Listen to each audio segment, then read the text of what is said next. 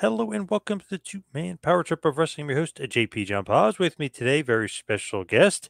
Obviously, he's been a wrestler in AWA and WWF. He's been in a million different places. He is the son of the legendary Gene Kiniski. He's Nick Kiniski. Welcome to the two-man power trip. How you doing? Excellent. Thanks for having me on, John. What is going on in your world? What are you up to? Well, it's been a hectic world. I've been pretty fortunate with my life. I got to play football and wrestle at Simon Fraser University, and was on a Canadian national team, national champion. And then I graduated from there, geography minor, kinesiology. I got to professional wrestle for about 3 years, and I had a little falling out with Vince, and I didn't really know what I wanted to do with my life. And my friend was in the restaurant bar business. He was doing very well. I ended up buying a tavern in a place called Point Roberts, Washington, which is about a half hour outside of Vancouver, Canada, on the U.S. border. It's surrounded by water in Canada, so it's pretty unique. During COVID, you probably heard a lot about us. And then had that, and I was successful. I bought the bar across the street, so I was lucky. I had a lot of rock and roll bands on a busy night. Sometimes I get 5,000 people down. And I've Wow. had from Buckman Turner Overdrive, Trooper, Loverboy, a lot of big bands over the time. So that was very exciting going from the wrestling business, still show business. And then working in a small community, I became a fire chief. And at 50 years old, I went down to Seattle and they offered me a full ride with Seattle Fire Department, University of Washington, and became a medic, but also as a fire chief. And now I'm retired from that, and I'm down to one bar, and hopefully it sells one day here soon. And I got a place in Palm Springs and Arizona, so I'm a snowbird. So I'm trying to stay fit. There's a saying, boys should work out, old boys must, and I must. So I'm pretty happy with my fitness. I've dropped some weight. I do the cold plunge. My bar's on the water, so I got an acre waterfront. So I just hop out there and jump into cold water, and there's nice trails. I kind of run a couple miles a day and then hit the gym. So everything's pretty good. There's one thing though, you can't out exercise a diet. So, but I got that under control. So I'm pretty happy. Life's good. How about you? Pretty good. Can't complain at all. I have heard that cold plunge is like the thing to do, or a good thing to do. Yeah, I hate being cold. But my college roommate, Bob Molly, he was a silver medalist, and he had two Grey Cup rings. We were roommates, and we wrestled together. Actually, I beat him for the national champion the first time, and he came and beat me. Anyway, he lost to Bruce Baumgartner, and he's a motivational speaker, and he's written a book, Learn to Be Comfortable Being Uncomfortable. So we always challenge each other. So the last thing was, let's lose some weight. Let's go out and get in the cold water. So he takes a cold shower. And he says, "Damn, Nick," he says, I don't mind riding my bike for a couple hours. I don't mind hitting the gym hard and giving her all. But he says, getting in that cold shower, and so I just run out in the ocean there and get in there for 3 minutes. They say it's good, and at first I didn't think, oh, I gotta hate it, but I'm starting to enjoy it actually. I'm thinking about when I get off the podcast with you, I'm gonna jump in that ocean and have a little chill and then kind of warm up in a shower, and it's very invigorating. Nice. I love it. I love it. Now, as far as like wrestling, was that something, as pro wrestling, of course, was that something that you wanted to get into or almost had to get into because your dad's the legendary Gene Kiniski? Or no, you didn't want any part of it?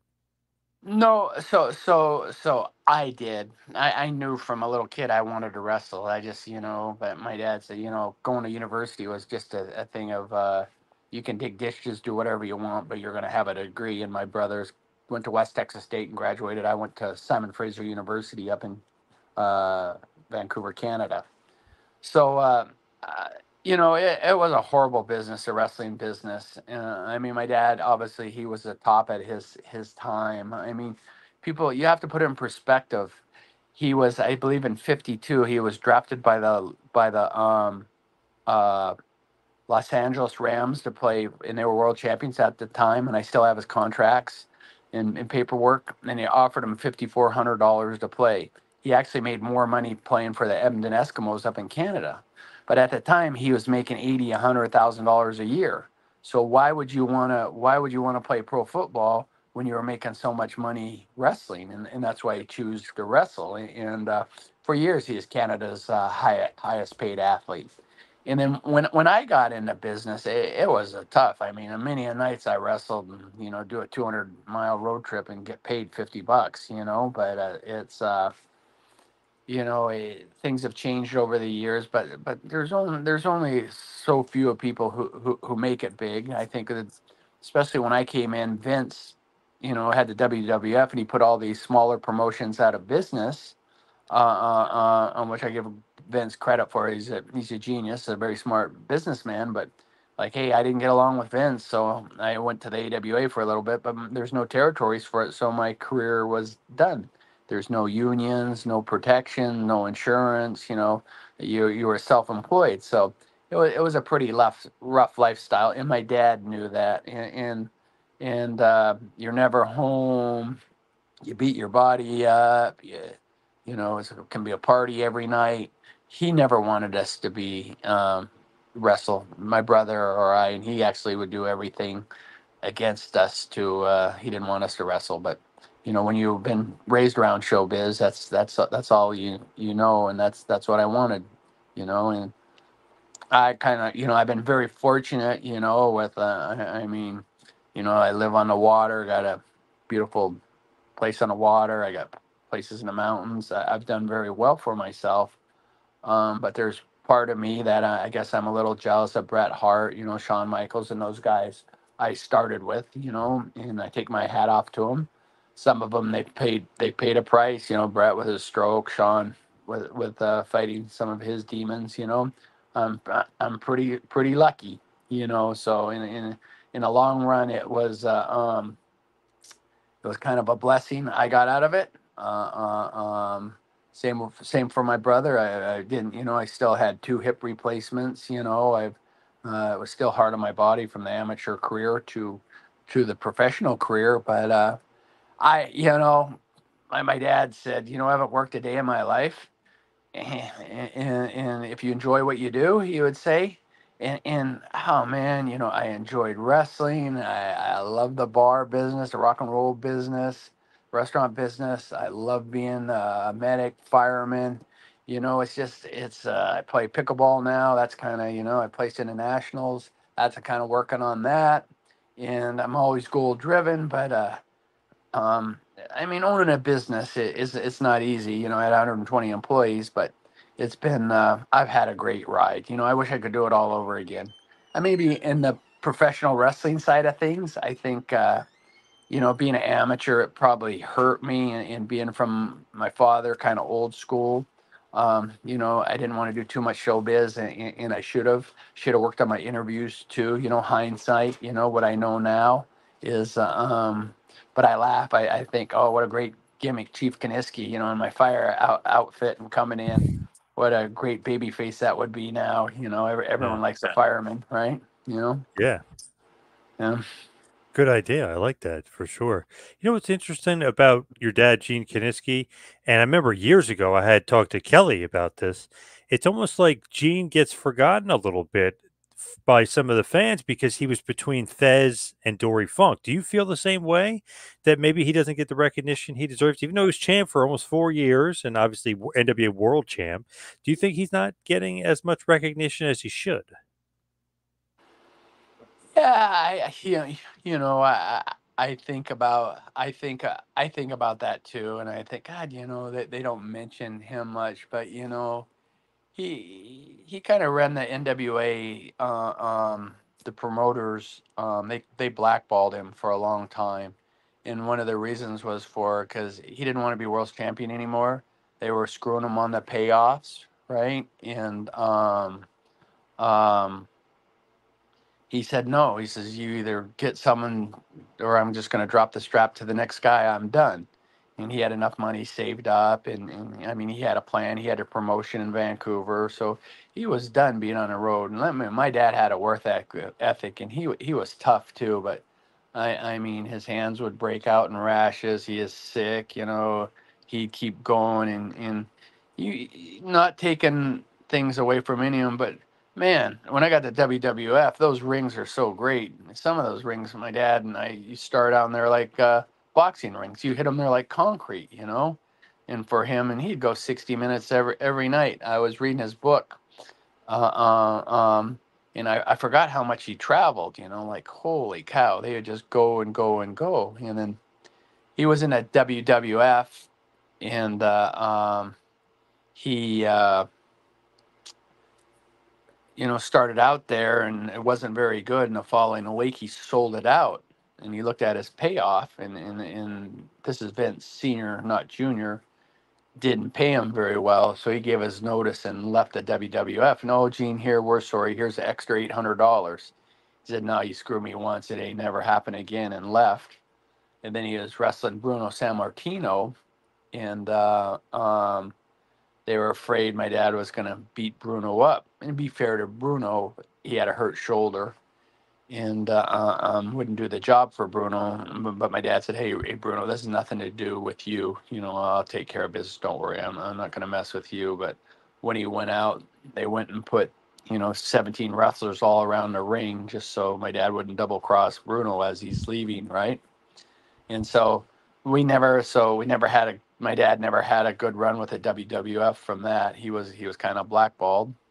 And then I had a little disagreement with Vince, and but it kind of made me feel good. Vince picked up my dad at the Hall of Fame, and he goes, "Hey, how's Nick doing, Gene?" Dad said, "Oh no, he's doing really good." He goes, "Yeah, he was a prick in the ring just like you." That's how at least he remembered me. Kind of made me feel good. Yeah, that's good. Nice. Like that. Mhm. Nice. Yeah, it is interesting with your dad though. Like, okay, he beats Luthez. Obviously, that's gigantic. But then Dory Funk beats him, and they'll always remember Dory. And then like you said, like maybe he should be remembered even more than he is. Just the general feeling. It just seems like he should.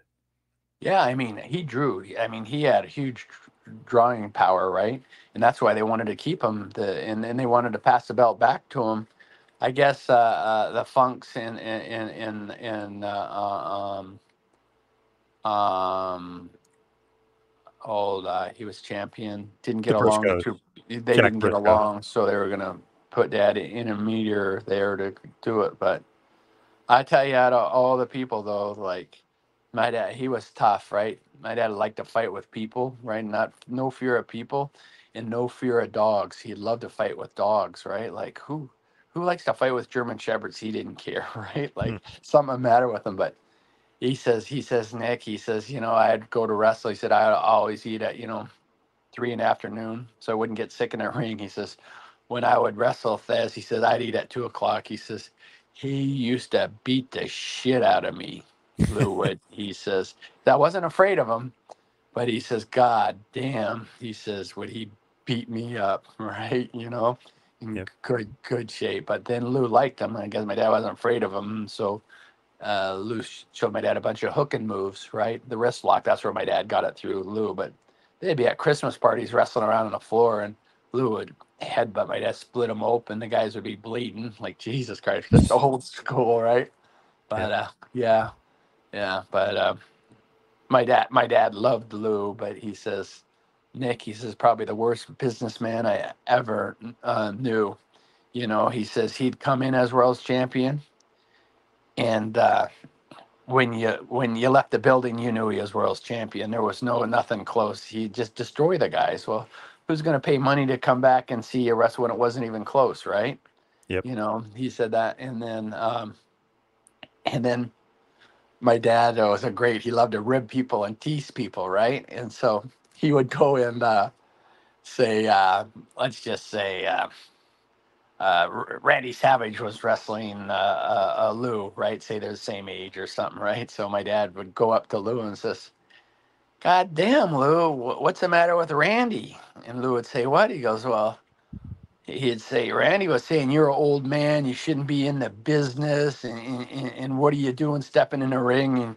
And you could just see Lou's eyes get, and he would just go out there and beat the shit out of guys. And guys are, please, Gene, don't say that. I never said that, right? Even when he was older, he Yeah. would get to just beat the hell out of guys. Yeah, I was lucky though. That was a world champion. So those guys, I was in a business for 3 years. It probably takes, once you catch on, a good athlete, but probably 5 years before you start to get polished. But I know probably one of the most enjoyable matches I had was with Harley Race. There was a tough guy, nice guy too. Harley treated me good, but yeah, he's he was a great guy.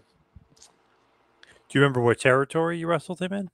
At WWF, Oh, it was WWF. Okay, awesome. yeah, he was in there, and So I it's had a towards the few, end of his run. yeah, and Bret Hart there, but I was just I'd go in, wrestle me, I'd tag out, and then towards the end, and there'd be a jobber in there, but he was good. Good, like to wrestle him, but I didn't get any long matches or single matches with him. So it, yeah, it was a big part of my life. I miss it. Like I say, I'm a little jealous of those guys, but hindsight, I'm lucky, I guess, When you go back, right, and you're thinking about wrestling, did your dad actually train you to get in wrestling, or was that something where somebody else trained you, but he kind of gets the credit for it no matter what, kind of thing? Yeah, he does. Yeah, probably who helped me the most. I don't know if you remember a guy named Eric Froelich. He was a local guy from Vancouver, German, barefooted wrestler, great worker athlete, gymnast. And I put the ring in back of his house, and he helped me. My dad would just want to go and try to beat the shit out of me, but you're thinking like, hey, it's a work, like he didn't teach me anything. Then I started. So, yeah, my brother helped me a little bit, but mostly Eric Froelich, and then when I was down in Texas there, we started working out in the ring there. But it just takes time. But like I say, probably held me back my amateur career. I was always very fit, good shape. No one could ever blow me up. I mean, I was always amazed those guys. Huge on steroids, right? And like just doing pull ups or going up the peg board. They couldn't do it. I could rip up there, and I'll never forget. I was wrestling.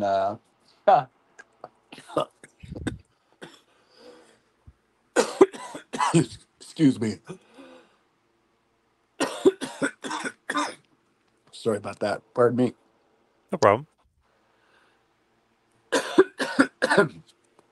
I'll never forget Hercules Hernandez. I was wrestling him in Austin, Texas.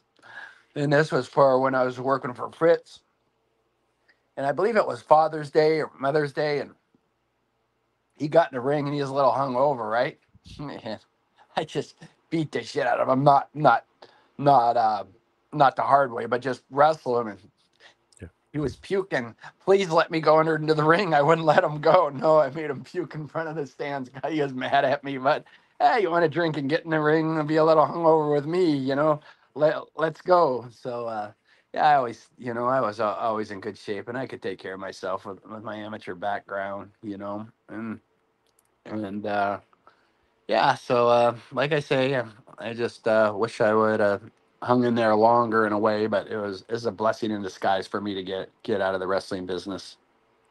So you were a bit of a shooter, like basically, if somebody, maybe gets a little testy with you, you could, because of your Yeah. background, you could just take them down and kind of do whatever you want. Yeah, they were. I never had trouble in the ring with anyone.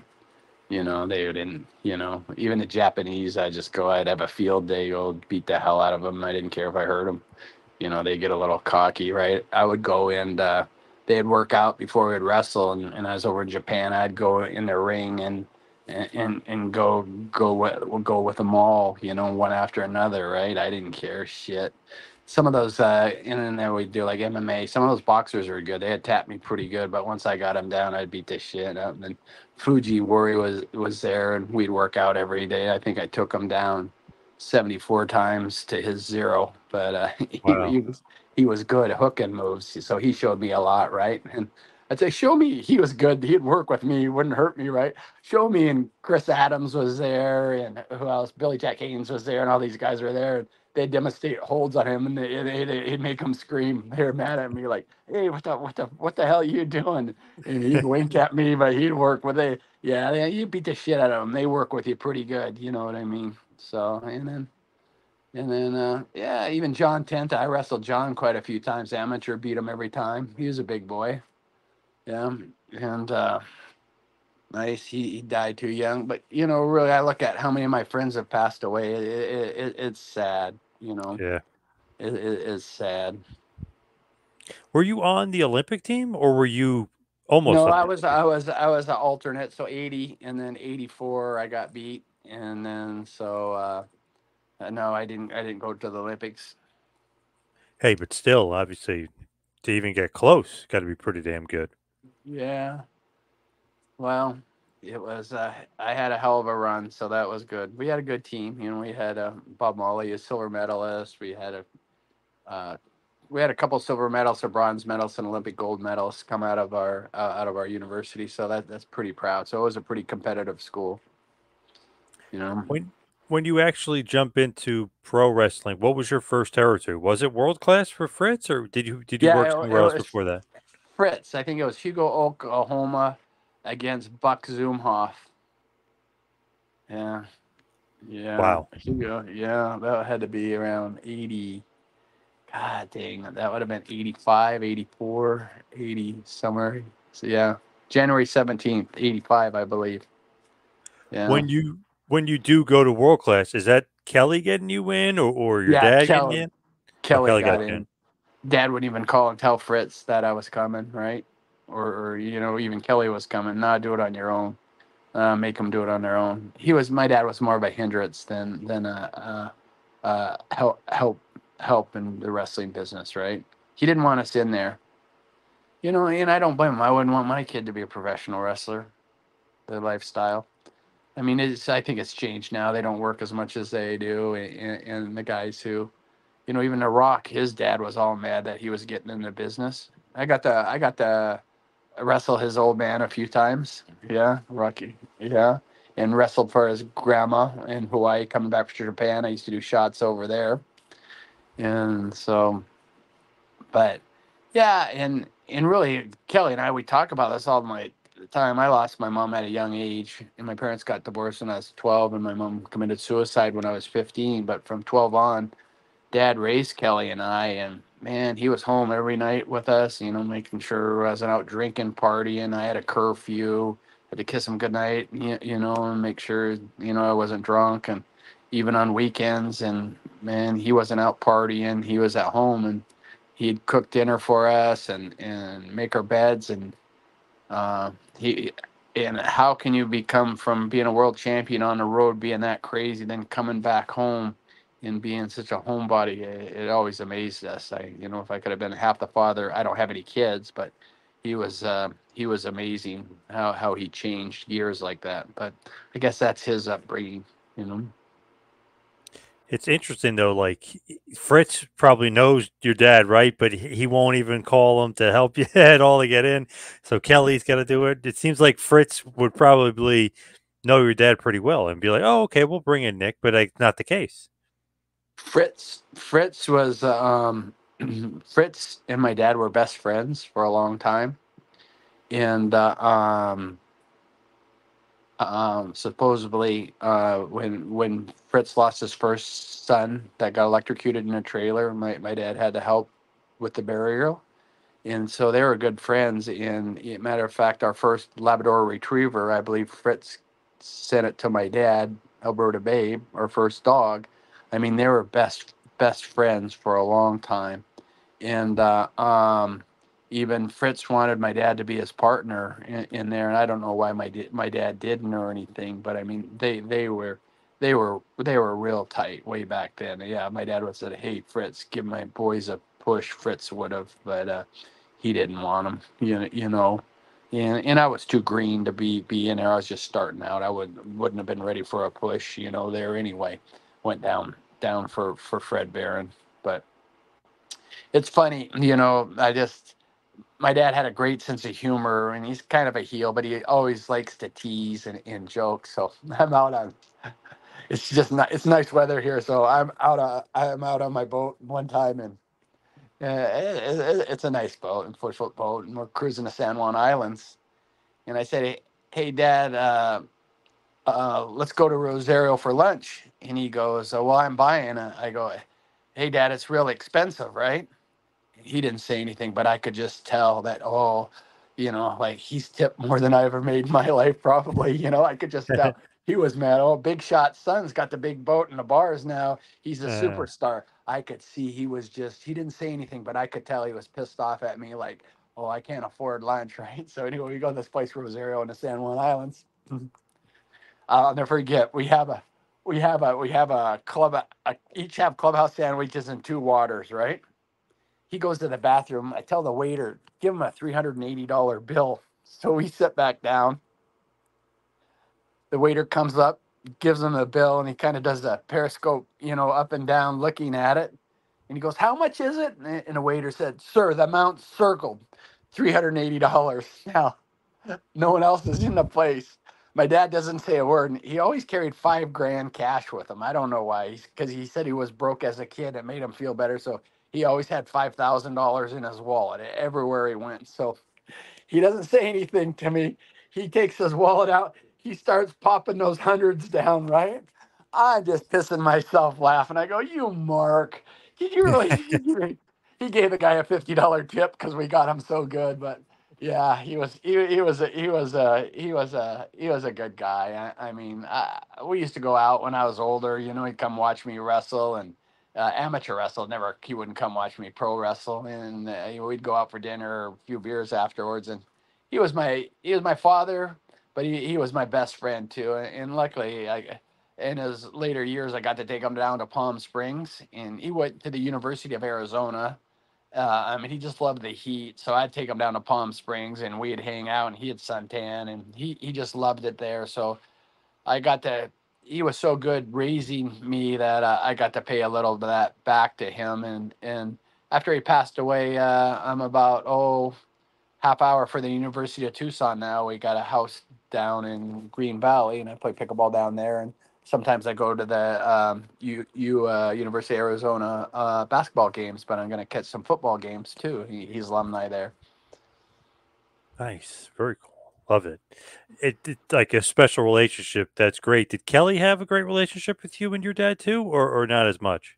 No, Kelly was more a mama's boy, and I don't say that in a bad way. I mean, I think I'm kind of a prick like my dad, you know, where Kelly's a little softer and nicer guy. You know, I'm easygoing, but I'm more like my dad. Kelly's more like my mother, which is probably a better trait. You know, like we're gonna go put someone over. Kelly, I'm not putting them over. Fuck them. Let's see what they can do. And I never they get mad at me because I was just starting out. I ain't putting these guys over. Let's see what happens. Like Kelly would just didn't want to do business. I ain't doing business with these guys. I think it was the Rock and Roll Express was all pissed off at me. Hmm. Oh well, that's the way it goes. You know, I didn't. I just hey, I paid my dues. I felt so. Yeah, but yeah. So I was a lot closer to my dad than Kelly was. But you know, he was away in college, and it was just my dad and me raised me. So he was. You know, what I don't understand is some people just have charisma, you know. I mean, obviously Ric Flair, Hulk Hogan, Harley Race, my dad. I mean, my dad can get along with anyone, you know, from the minister in the church to there, and he well liked.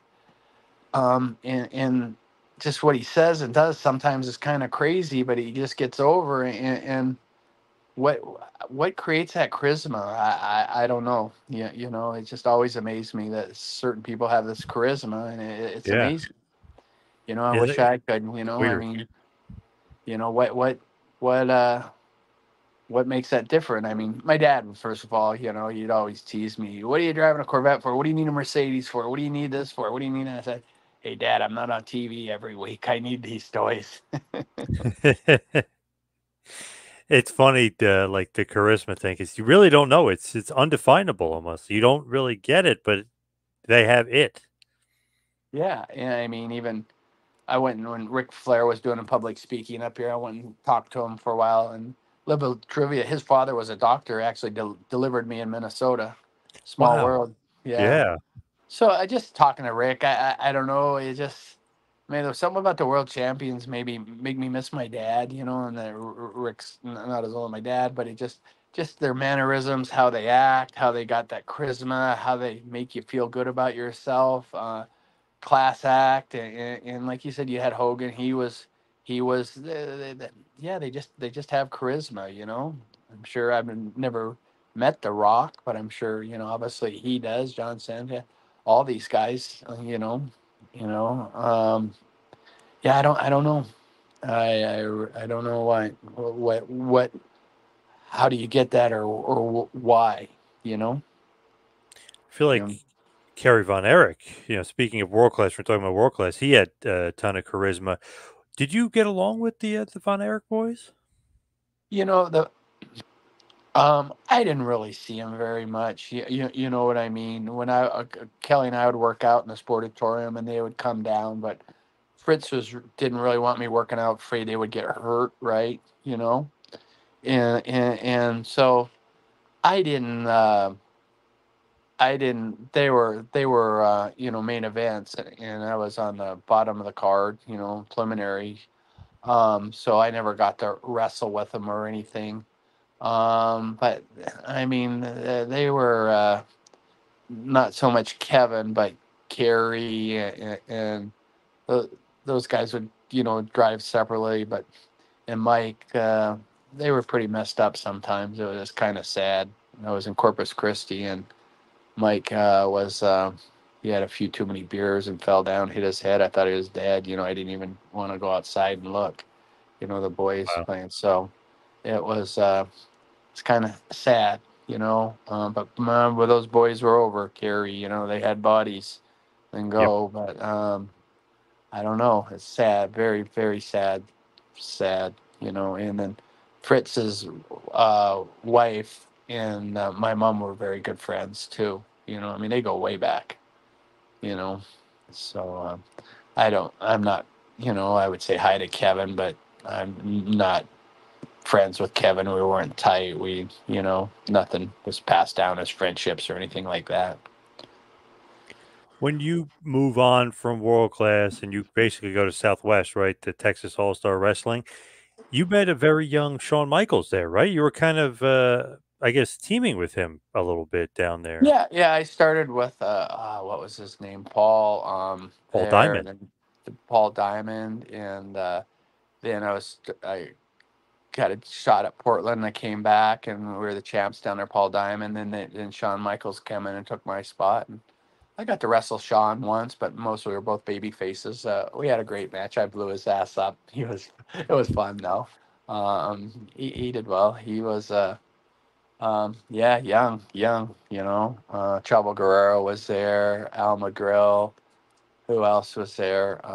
So that was my first break. I kind of got in the business, but I was still pretty green. And then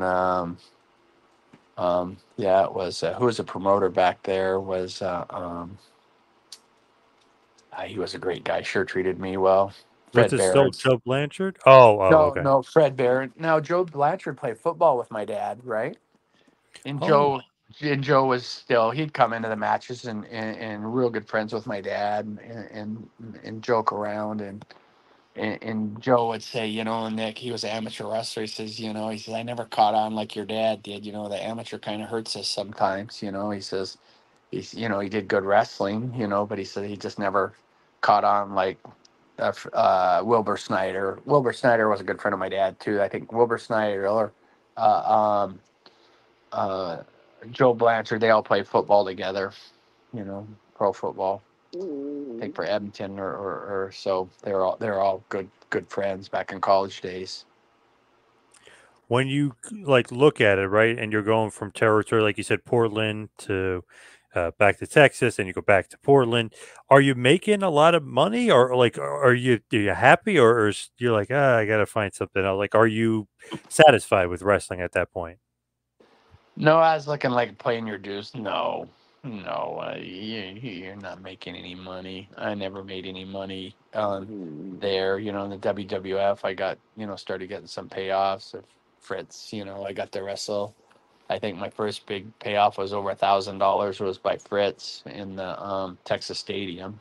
You know, and then WWF. But yeah, your expenses are so high, and no, it was still pretty rough. Vince was making a lot of money and not really paying the boys. I think Hogan was making big money, but there was no.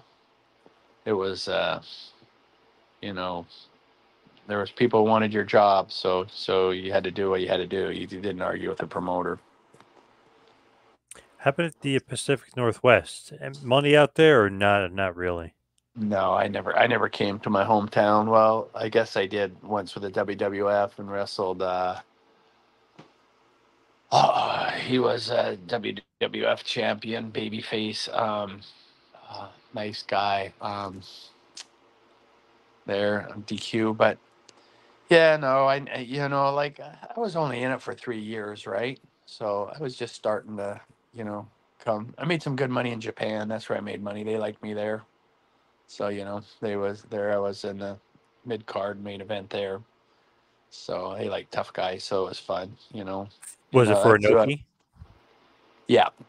And so I would especially a lot of the shoot fighter guys were no high spots. You just get in there and wrestle and beat the hell out of each other. That was great. They pay us. And then my friend was a silver medalist, Date, and he coached at the university. So I'd go there and work out with the college kids too, and then wrestle at night. So yeah, it was. I loved it over there, but I liked their style, Japanese style. Yeah, treated you good, paid good. Um, yeah, so like shoulda, coulda, think about it. I wasn't smart back then. I think, old school from my dad probably hinders me. Uh, um, yeah, you know, uh, it's all. I think a lot's your work secondary to how are you on the mic.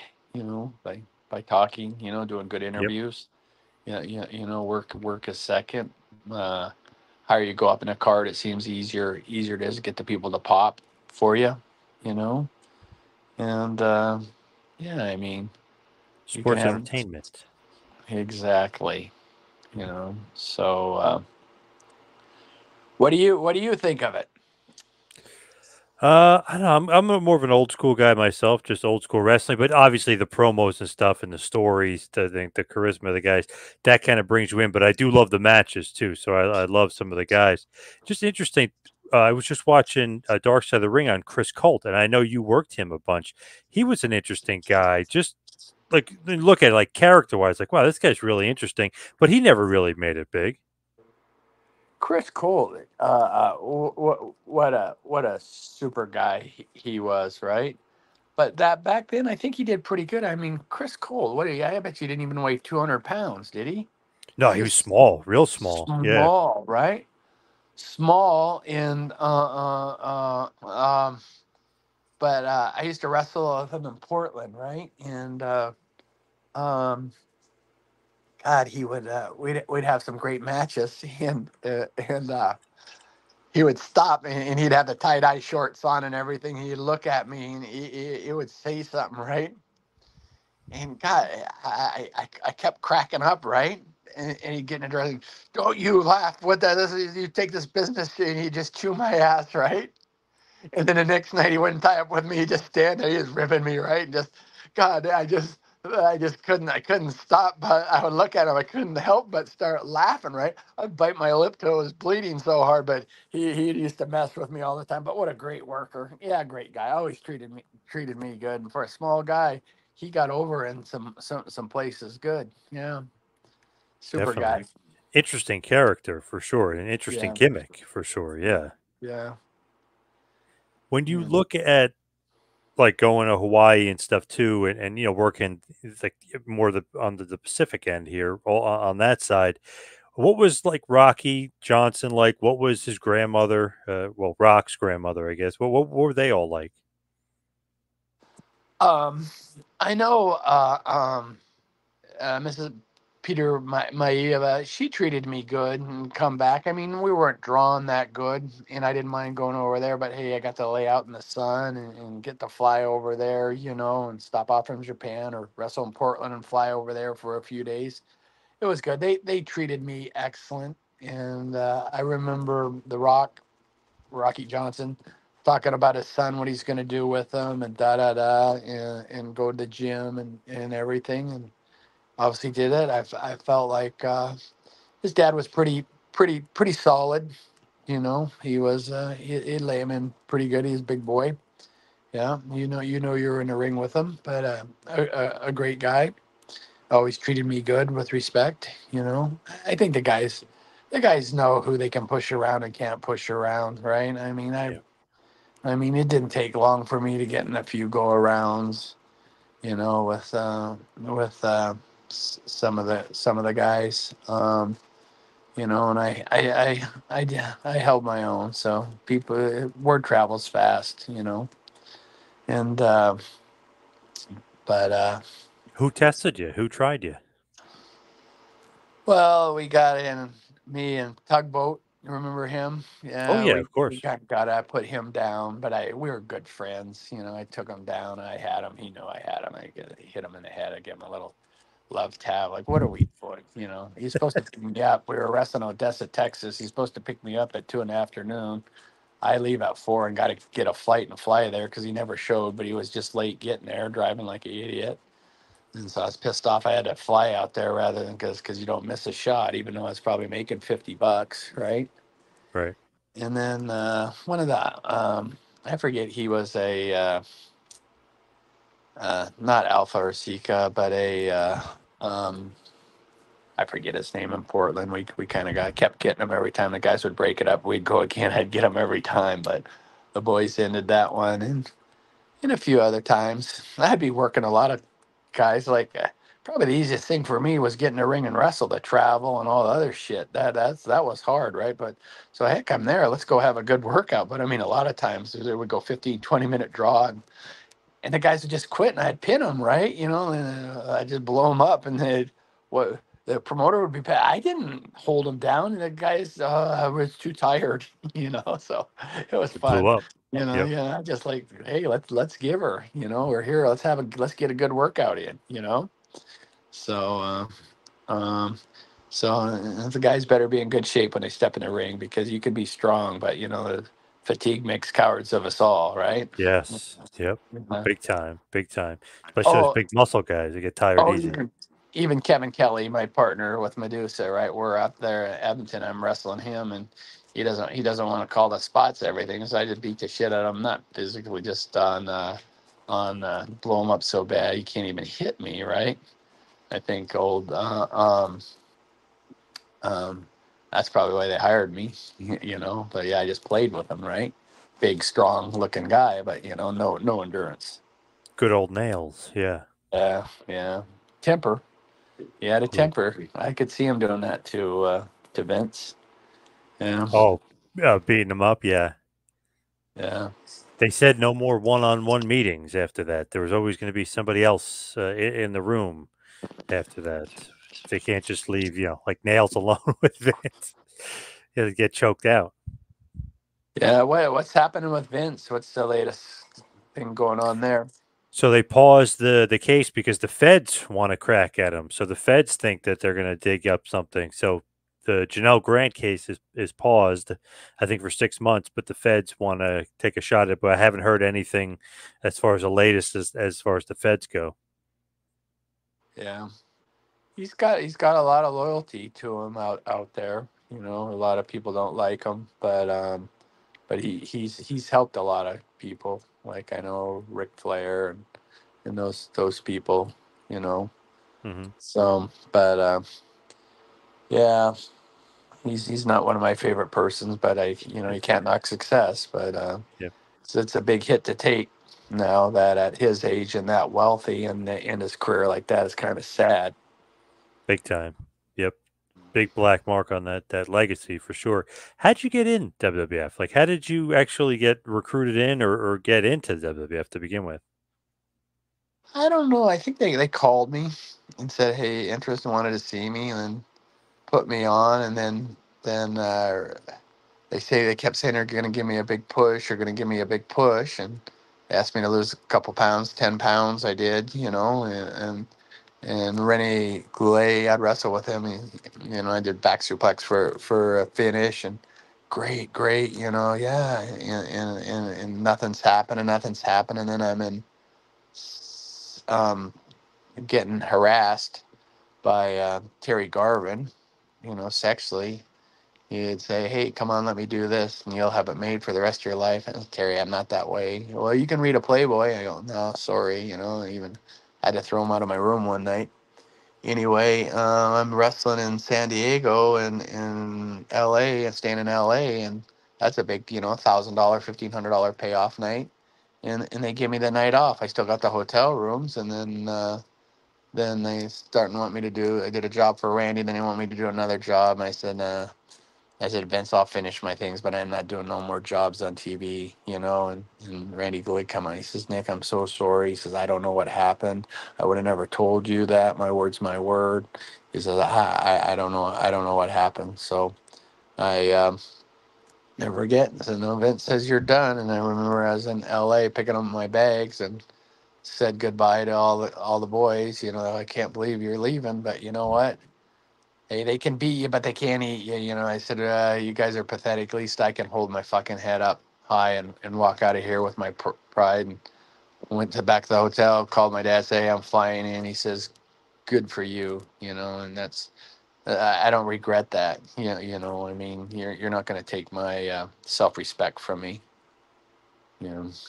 Did you ever mention that to Vince or anybody up? Like, hey, it's Terry Garvin's. This guy's Oh, basically yeah. harassing me here. Oh, you Yeah. did. But I was in Portland, Oregon, and I called Vince to the office, right to the office and told him, and that's when it went downhill. You can't tell me Vince didn't know and all those guys know. It was common, right? It was common, you know. Meaning Terry Garvin or other guys. All the guy, all there's been scuttlebutt for years. You know about that. I can just personally say what happened to me, right? Yep. You know what I mean? You know, hey, I got nothing against that lifestyle. I'm just not that way, and like I don't have a problem with it. It's just it's not my cup of tea, but it's you know. So yeah, it was a big problem with Terry Garvin. Especially when they're saying, oh, I'll give you a push or you'll get deep pushed or whatever because of it. Obviously, it's a gigantic problem.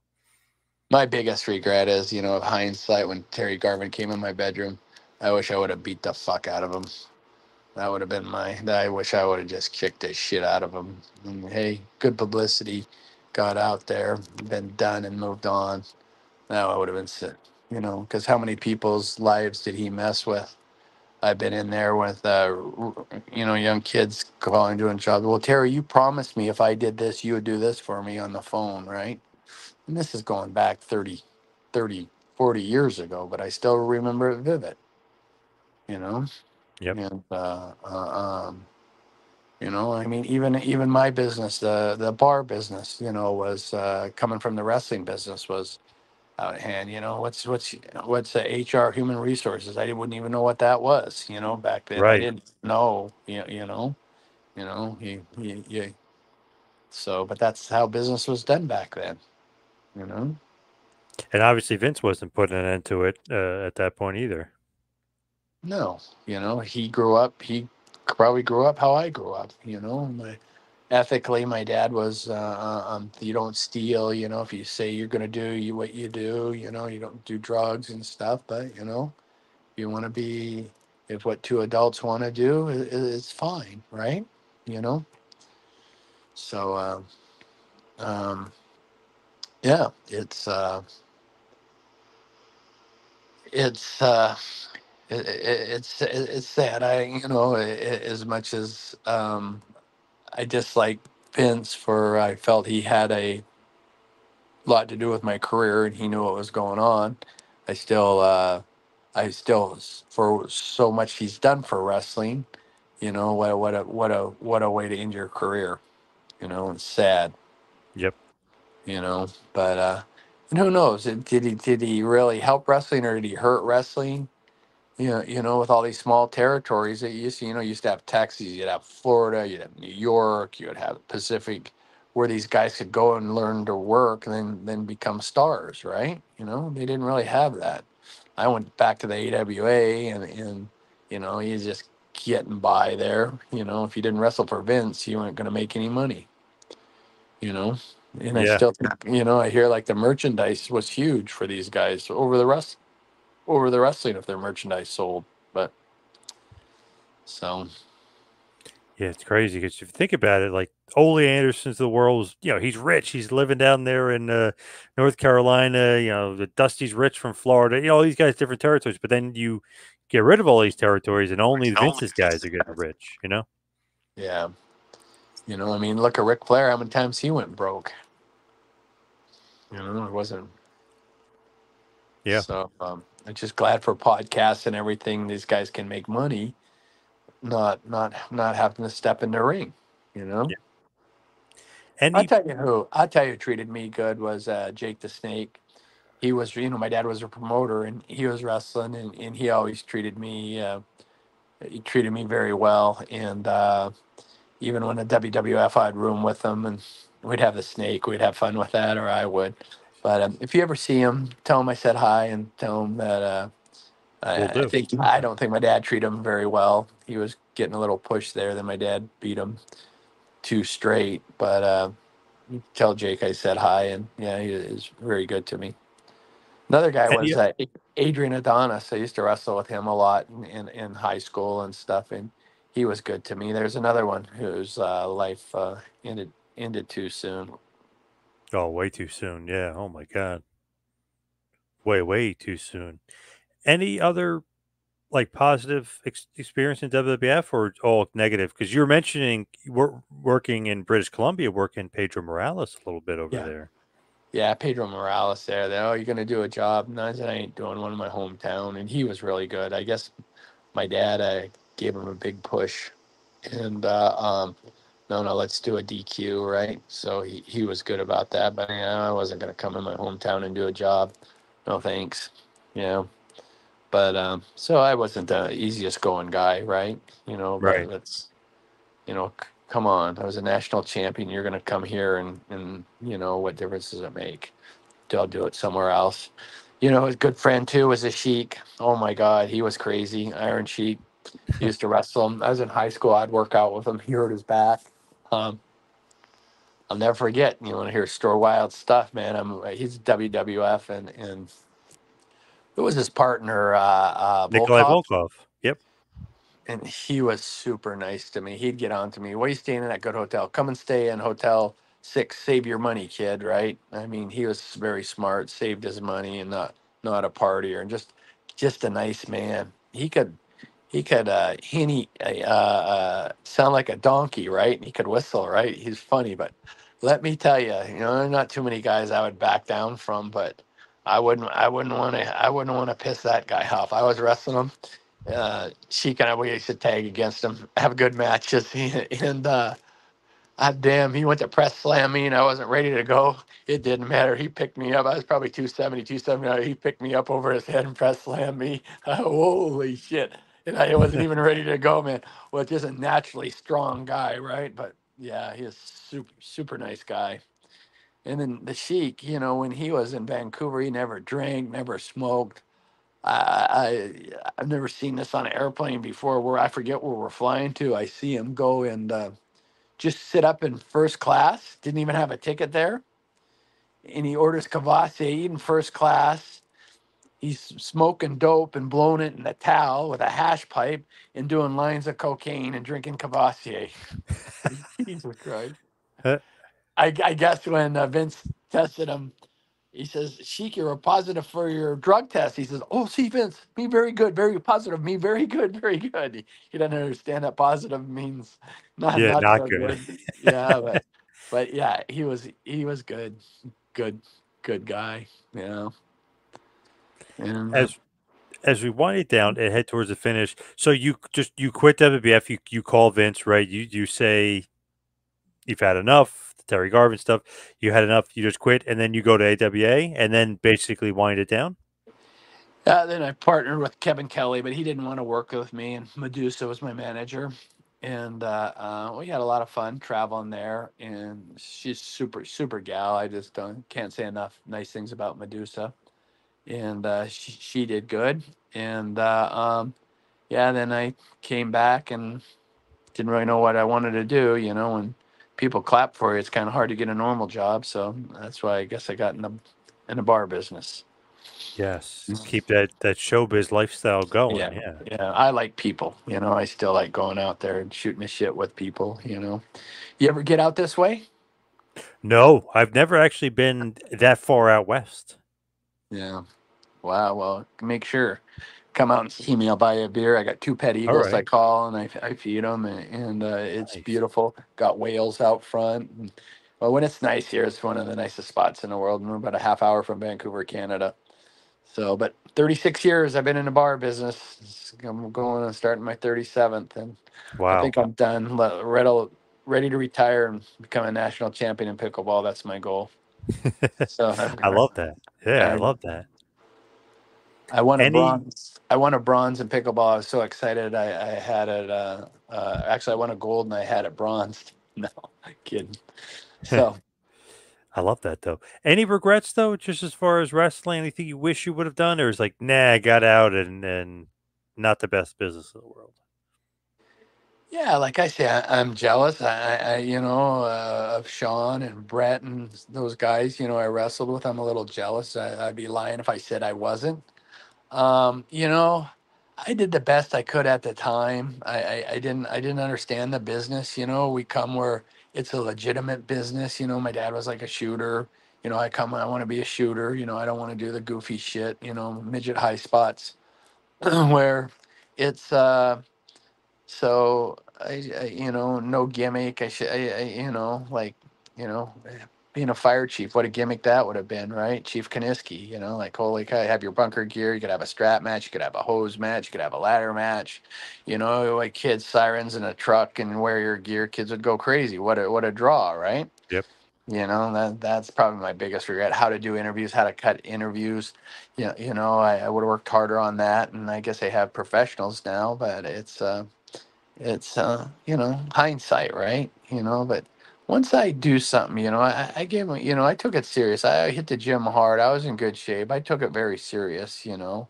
I mean, even dressing, guys would get on to me because I always wear nice slacks and a nice shirt, and the WWF was getting pissed off because the guys would wear sweats. Well, we travel too much. Well, Kiniski dresses nice. How come you guys can't, right? And I was getting some heat over that, right? But I tried, and